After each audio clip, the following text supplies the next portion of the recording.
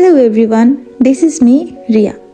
বাংলাদেশে ভালো জিনিসের কদর নেই, বললেন পূজা চেরি।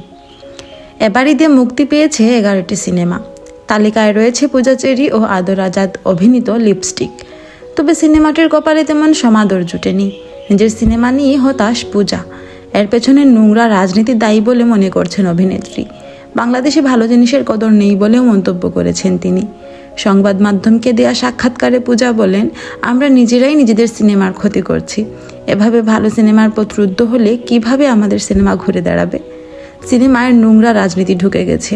এমনিতেই হলের সংখ্যা কম, তার মধ্যে এই রাজনীতি। বাংলাদেশে আসলেই ভালো জিনিসের কদর নেই। লিপস্টিক রাজনীতির শিকার উল্লেখ করে তিনি বলেন, কেউ কেউ যখন নির্দিষ্ট করে কোনো হলে গিয়ে বা ফোনে তাদের সিনেমা মুক্তির জন্য হল মালিককে বলেন, আমার সিনেমার জন্য এই হল দিতেই হবে, হল মালিক দিতে বাধ্য। এমন ঘটনা এবার ঘটেছে। এভাবেই কোনো সিনেমা হল পেয়েছে। ভালো কাজ করেও তা দর্শকের কাছে পৌঁছাতে পারছি না। এতে হতাশা ব্যক্ত করে পূজা বলেন, এ ধরনের কাজ আর হবে কিনা জানি না, কিন্তু কম হল পাওয়ার কারণে ছবিটি সবাইকে দেখানো সম্ভব হচ্ছে না। আমার অভিনীত সিনেমা নিয়ে আগে এমনটি কখনোই হয়নি, মনটিও ভালো নেই। সাজগুজ প্রেজেন্ট সিনেমাটির বিভিন্ন চরিত্রে এতে অভিনয় করেছেন মিশা সৌদাগর, শহীদুজ্জামান সেলিম, জায়েদ খান প্রমুখ। পূজার বিপরীতে আছেন আদর আজাদ।